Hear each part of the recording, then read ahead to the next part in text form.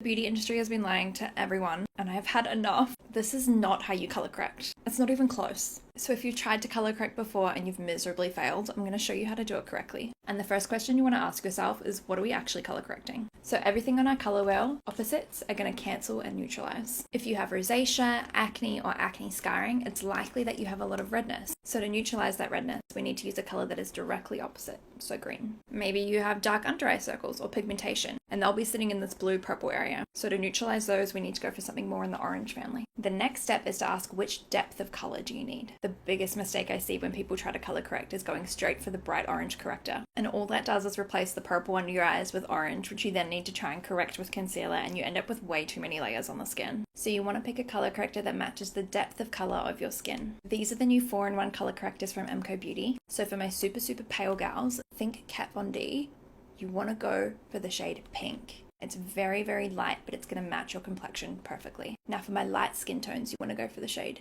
peach. This is the shade that I would use. As you can see, it's a lot closer to the depth of my complexion. And for medium and deep skin tones, you want to go for the shade orange. It's a bit deeper in color and it's going to match your skin tone more accurately. And of course for redness, you want to use a green color corrector. The next big mistake that people do with color corrector is applying it directly to the face. Color corrector is not a concealer. It's not there to conceal all your spots and your pigmentation and your darkness. It's there to neutralize that color so that your concealer doesn't have to work as hard. So to cancel my redness, I'm taking some of this green on the back of my hand, and I'm also taking a touch of concealer. And then taking a little shader brush and creating a bit of a concoction. And so now our color looks like this. It's a green, more share tinted concealer. Taking that brush, I'm going to start tapping that color onto my spots. You want the least amount of product possible. And then let's do this big section over here.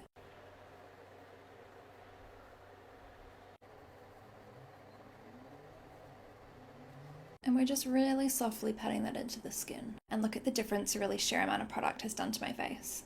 Now let's do the same for the under eyes. Taking a bit on the back of my hand and mixing it in with my concealer. After I've mixed that, I'm wiping the excess on the back of my hand because we do not want a lot of product on the brush. And tapping that into my under eye. It's so important to remember that the point of color correcting is so that you can use lots of light layers. This means we can keep our makeup looking super natural, less cakey, less heavy, and just more flawless. You can see how even and balanced my skin is looking. I genuinely don't even think I need to go in with a foundation now. I've gone ahead and applied the rest of my makeup. I'm not wearing any foundation. I didn't add any extra concealer. It's just these 4-in-1 color correctors, my bronzer, my blush, my highlight, a bit of setting powder. Incredible. These are so thin, so skin-like, so affordable. They're only $18. You can get them from Big W, Woolworths, and the MCoBeauty website. So there are no more excuses to not be color correcting correctly. I can't believe I'm not wearing foundation.